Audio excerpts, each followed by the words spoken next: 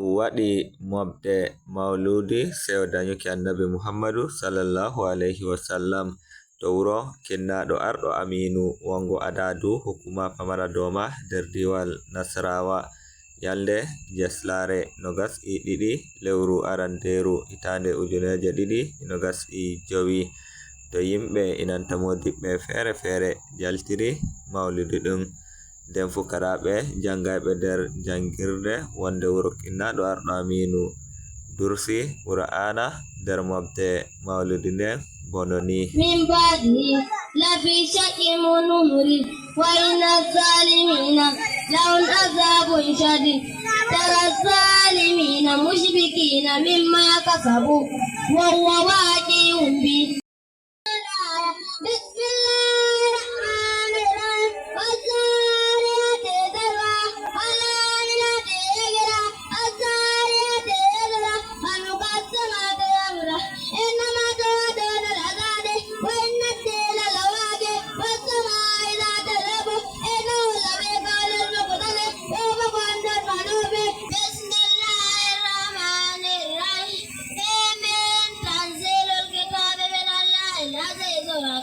ما خلق السماوات والأرض وما بينهما إلا بالحق وأجل مسمى والذين كفروا عما أنزلوا معرضون.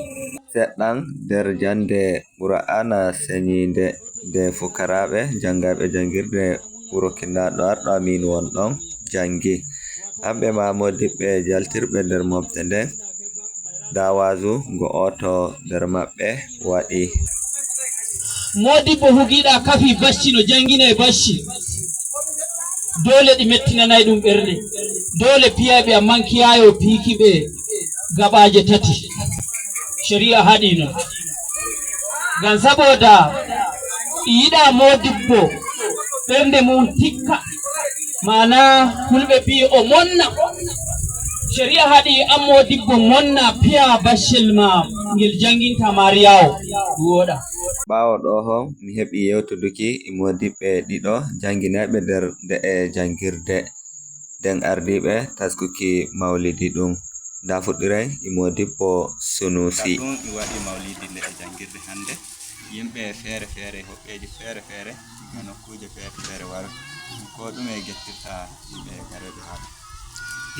To gaskiya godiya do yimɓe garɗa maulidi ɗum misaltata da fami daga garɗa yiɗi amma maɓɓata ko dabi sabo e belɗum na gaskiya nonno kammoto mi fu hunde nendida maulidi ɗum ruwani min gaɗi ɗum min gaɗa mamaki amman ɗum hikka sai gimi oji ɗo ɗon to juuluɗen jama'are iyasi ider kota ina wala ɗon to ɗon onon ma waɗa kokari garoyi hay gaskiya alhamdulillah min godanake on Allah hora on jam Allah waɗa bo tawon yaluji moɗon jam Allah waɗa bo ɗuɗum dalili warki moɗon ɗo to wodi goɗɗi damaji goɗɗi sembe moɗon Allah waɗa koyna gabaki ɗaya. Rahmatullahi ta'ala wa barakatuh. Inde am Ibrahim Muhammad. Ko a hokka heɗitoɓe feɗɗande tariha jide jande tiggana. To alhamdulillahi alal hakika nde jande nde tigganama ainihi wato e kuduriji ɗiɗi nde tigganama wato e kuduri jande islamiyya e kadi jande boko to lallai hanjum ɗum bo joni nde tiggana alhamdulillahi fa joni dai eɗen ɗon mema oda dai ha joni dai min keɓira hunde nden non no min giɗi sabida min godi karanci hollitoɓe ɓorede gaske minon ɓen modiɓɓe hollitoɓe lalle min shinɗani ɗaliɓen ɓen ɓe ɗum hollititta.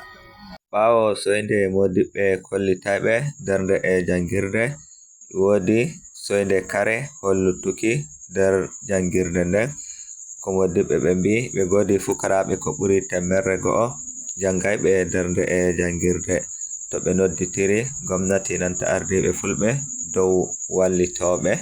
Min gaddano on boliɗe koriɗe nder taskaran amin ka andal ɗum gurdam to jomirawo muyi kero rahoto ngol wonɗon Ayuba Lamiɗo Munyal KRTV International iga Rukubi diwal Nasarawa Nigeria.